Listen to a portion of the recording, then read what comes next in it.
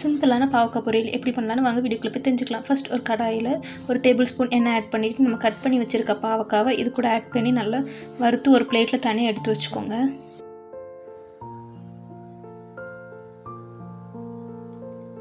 இப்போ அதே கடாயில் ஒரு 2 டேபிள் ஸ்பூன் எண்ணெய் ஆட் பண்ணிக்கலாம். அது கூடவே கடுகு, ஜீரகம், நம்ம கட் பண்ணி வச்சுருக்க பச்சை மிளகா, வெங்காயத்தையும் ஆட் பண்ணி நல்லா வதக்கிக்கலாம்.